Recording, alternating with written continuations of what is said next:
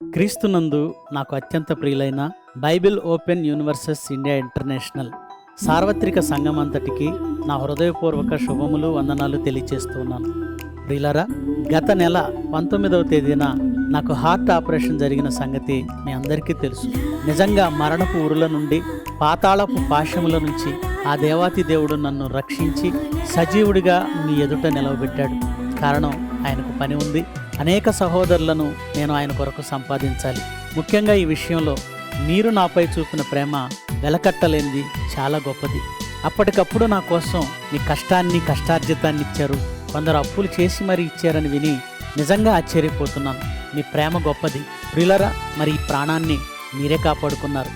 మీరు నిలబెట్టుకున్న, మీరు కాపాడుకున్న ప్రాణం ఇది.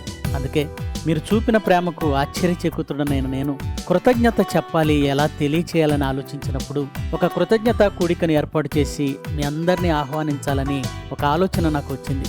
వచ్చే నెల అంటే నవంబర్ 29వ తేదీ, మరి ఆ రోజు జాన్సన్ విక్టర్ గారి చనిపోయిన రోజు కూడా గనుక ఆ రోజే కృతజ్ఞత కూడిక ఏర్పాటు చేసి అందరినీ నేను ఆహ్వానించాలని భావించాను.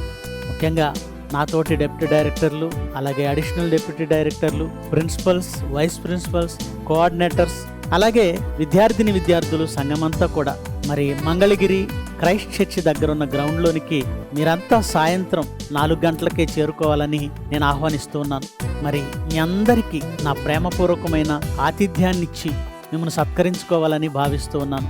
నా ఆహ్వానాన్ని మన్నించి 29వ తేదీ మీ అందరూ తప్పక రావలసిందిగా ప్రేమతో ఆహ్వానిస్తున్నాను. ఇట్లు మీ అన్నయ్య Santosh Kumar, deputy director, Bible open universes India international.